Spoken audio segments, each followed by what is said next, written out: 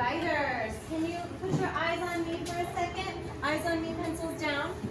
Some of you just took off with the checklist, which is fantastic, but I'm going to give you some instructions to help you through this process, okay? So, everybody has their checklist and everybody has their draft.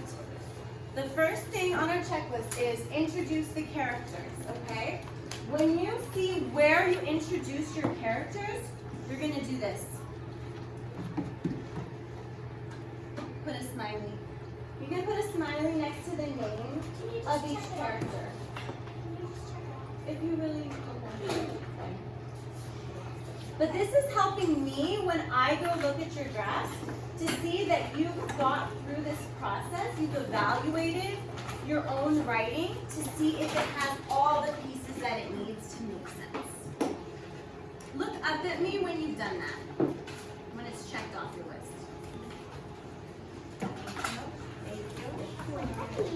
Thank you. All right, we're going to move on from character. Do you not have one, Sawyer? I do. Okay, we're going to move on from character to setting. You're going to check off setting on your list when you find it. And in your draft, you're going to do this, a little house for setting. I haven't introduced my setting. All right, then. We'll get to that. All right, and look up at me when you're done. Thank you. When you introduce, so we've done introduce characters and introduce setting. She's not, so you shouldn't be. We're doing a lesson. Yeah, I know you have those. All right.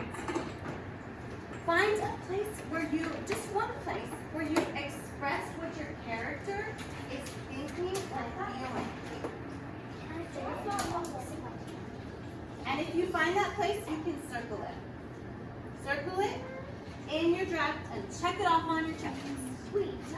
So actually, If your draft is super clean and tidy and you don't want to, I understand for you. okay, yes.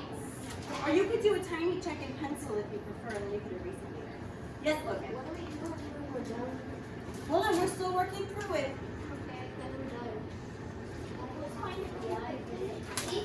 All right. When you get to the first event, check it off, and on your draft, put a number 1. So on your draft, next to the first event, put a number 1, and look up at me when you're done. Then your checklist is showing you what's next. You don't have a checklist.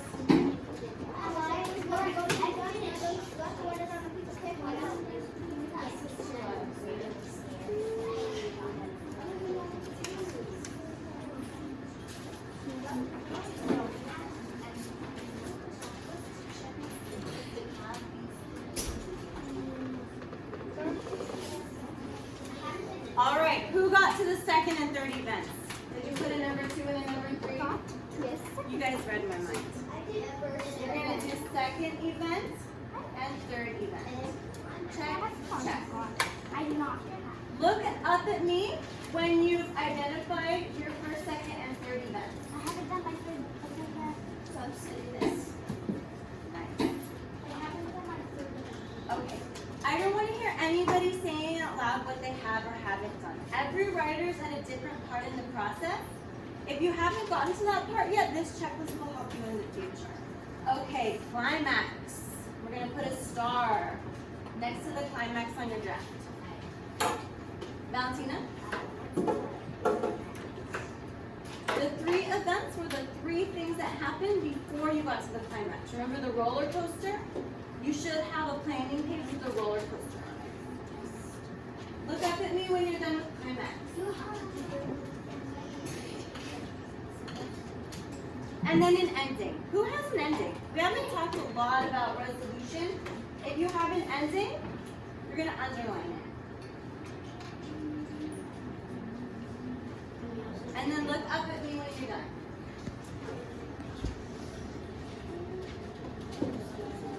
Thank you.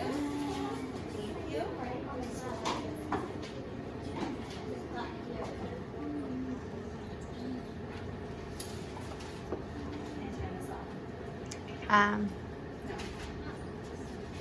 All right, writers. Thank you for going through all those steps with me. So all of those symbols that you just drew are going to be your guide to help you in your conversation with your partner. So I'm going to put up the poster with the partner work, and then you're going to go back through all of those things with your partner, and you're going to use evidence from your text that you just marked up to say, I have the climax. I have 3 main events. So what's your evidence going to be, Mecca? Your evidence is gonna be what you have in the story. Exactly. Your story is the evidence. We've practiced using books that we read from other authors as evidence. Today, your story is your evidence that your checklist is done or almost done. Does that make sense? Yeah. All right, you're going to go and work with your partner once you figure out who they are.